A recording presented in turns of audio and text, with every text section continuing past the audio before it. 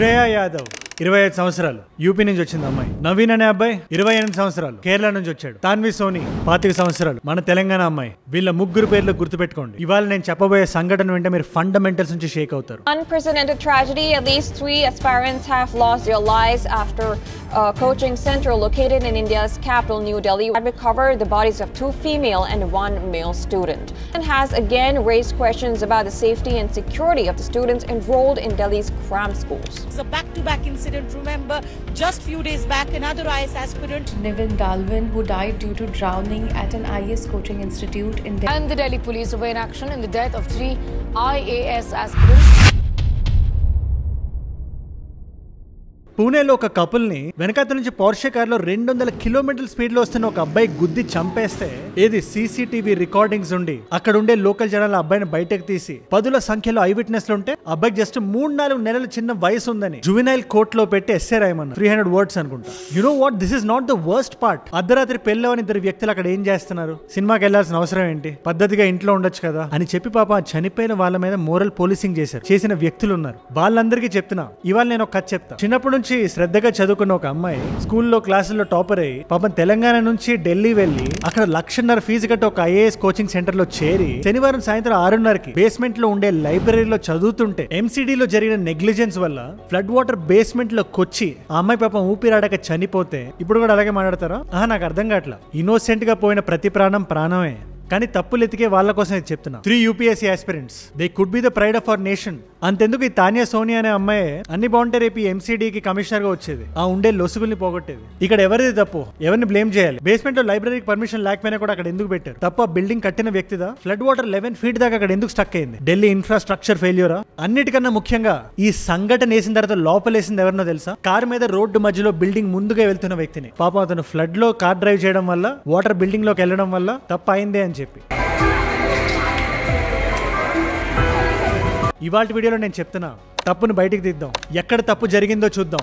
ఎవరు మిస్టేకో మాట్లాడుకుందాం. ఈ తప్పు ఫ్యూచర్ లో జరగకుండా మన వాయిస్ అంటూ ఇద్దాం. ఫైనల్ గా ఇది మ్యాన్ మేడ్ డిజాస్టర్ వల్ల జరిగిన డెత్ లేదా నెగ్లిజెన్స్ వల్ల జరిగిన మర్డర్సా మీ ముందు పెట్టే ప్రయత్నం చేస్తా. ఈ కథ ఢిల్లీలో ఉండే ఓల్డ్ రాజేందర్ నగర్ లో శనివారం సాయంత్రం 6:45 స్టార్ట్ అయింది. ఇప్పుడు ఈ ఏరియా గురించి ఒక చిన్న క్లారిటీ ఇవ్వాలంటే ఇండియాలో ఉండే యూపీఎస్సీ ఆస్పిరెంట్స్ అందరికీ ఒక హాట్ స్పాట్ లాంటిది. ఎలా అయితే ఐఐటి కోచింగ్ కోసం కోటా వెళ్తారో, సౌత్ ఇండియాలో అయితే మన తెలుగు స్టేట్సే ఉన్నాయి. I don't want name institutions, but మీకు తెలిసి నేను ఎవరి గురించి మాట్లాడుతున్నాను. ఒక స్టూడెంట్ హబ్ లా ఏర్పడి ఉంటుంది. నేను కూడా అలాంటి హబ్ లోనే పెరిగా. విజయవాడ 9th 10th ఈ టైం ఈ ఐఐటి కోచింగ్ స్టూడెంట్స్ అందరినీ పంపించేటోళ్ళు అక్కడ. అలా యూపీఎస్సీ ప్రిపరేషన్కి జనాలు లేదు. ఢిల్లీ లక్షల్లో ఉంటారు జనాలు. ఎగ్జామ్ రాద్దాం, పాస్ అవుదాం, శ్రద్ధగా చదువుదాం, like minded people, similar wave length, group studies.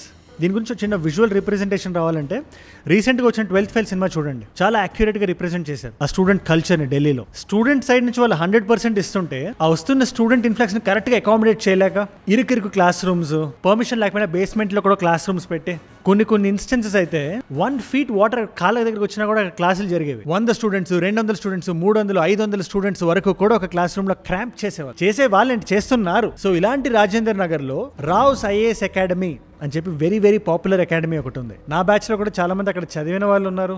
చాలా పాపులర్. కింద బేస్మెంట్ లో లైబ్రరీకి పర్మిషన్ లేదు, అయినా కూడా లైబ్రరీ పెట్టారు అక్కడ.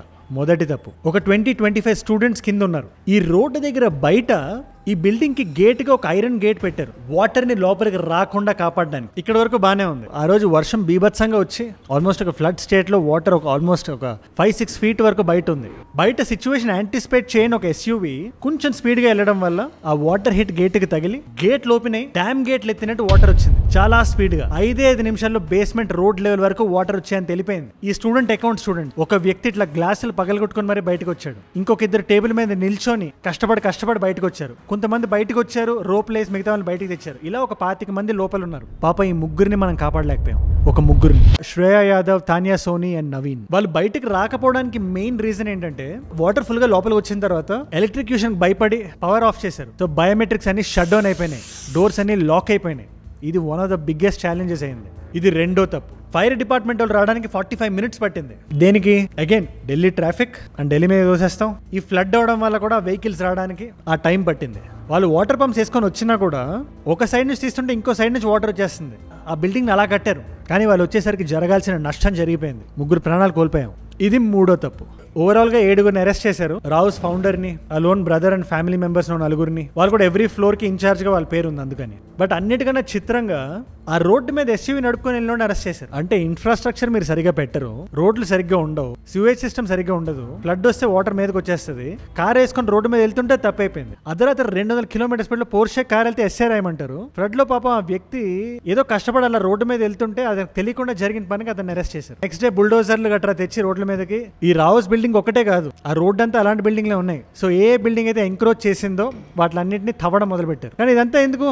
న్యూస్ ఛానల్స్లో బాగా కనబడడానికి బాగుంటుంది, మంచిగా 6-7 గంటలు డిస్కషన్ చేయొచ్చు, యాడ్ల మధ్యలో వేసుకోవచ్చు, టీఆర్పీలు వస్తాయి, అంతా బాగానే ఉంటుంది. 2-3 రోజులు ఈ బుల్డోజర్లు అటు ఇటు తిరిగి వెళ్ళిపోతాయి. తర్వాత సేమ్ బిల్డింగ్ సేమ్ ఇది. ఇలాంటి తప్పుని సరిదిద్దాలంటే ఫండమెంటల్స్ నుంచి ఇష్యూ ఎక్కడ జరిగిందో మనం తెలుసుకోవాలి. ఇదే సంవత్సరం మేలో ఒక స్టూడెంట్ రాసిన లెటర్ ఇది. బిల్డింగ్స్ కరెక్ట్ గా లేవు, డ్రైనేజ్ సిస్టమ్ కరెక్ట్ గా లేదు అని చెప్పి ఒక స్టూడెంట్ రాసిన కంప్లైంట్ లెటర్ గవర్నమెంట్ కి. అది ఇవాళ కూడా ఓపెన్ చేసి చూడండి, అండర్ ప్రాసెస్ అని ఉంటుంది. జాన్వరిలో కూడా, ఈ సంవత్సరం జాన్వరిలో కూడా చాలా మంది స్టూడెంట్స్ కంప్లైంట్ చేశారు. బట్ ఏం జరిగిద్దిలే అని చెప్పి గవర్నమెంట్ యాక్షన్ తీసుకోలేదు.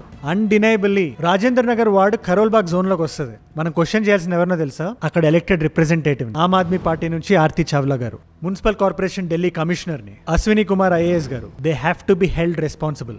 ఇలాంటి ఏ ఇష్యూ జరిగినా చూడండి, ఎస్యూవీ డ్రైవర్ని అరెస్ట్ చేస్తారు కానీ ఫండమెంటల్ తప్పు ఎక్కడ జరిగింది, దానికి ఎవరు రెస్పాన్సిబుల్, వాళ్ళు ఫోర్ ఫ్రంట్ లోకి కూడా రారు. ఇన్ఫాక్ట్ ఇట్లా అడ్డదారిలో బిల్డింగ్లు కడితే, బేస్మెంట్ లో లైబ్రరీలు పెడితే గవర్నమెంట్ ఒక ఫైన్ సిస్టమ్ కూడా పెట్టింది. ఫస్ట్ టైం ఇలా చేస్తూ దొరికితే 25,000, రెండోసారి దొరికితే 1,00,000 రూపాయలు, మూడోసారి దొరికితే పర్మిషన్ లేకుండా చేయడం అలాంటివి. వీళ్ళ ఫీజే ఒక్కొక్క స్టూడెంట్ దగ్గర 1,50,000. బుక్స్ కి అన్ని కలిపి 2 లక్షలు అయ్యే ఛాన్స్ కూడా ఉంది. 3,000 స్టడీ మెటీరియల్. అంత ఫీజు తీసుకొని కూడా రీసెంట్ గా ఢిల్లీ ఫైర్ యాక్సిడెంట్ లో స్టూడెంట్ బయటకు ఎట్లా దూకుతున్నారు? Because there are no proper fire exits in the building. Jumping out of their windows with the help of wires because there was no fire exit. వీళ్ళకి ఫైన్లు లెక్క చిటికేస్తారు, మా జోలికి రావద్దని చెప్తారు గవర్నమెంట్. ఇప్పుడు నా ఒపీనియన్ చెప్తున్నా దీని మీద. వీటికి fundamental causes 2: corruption, education system.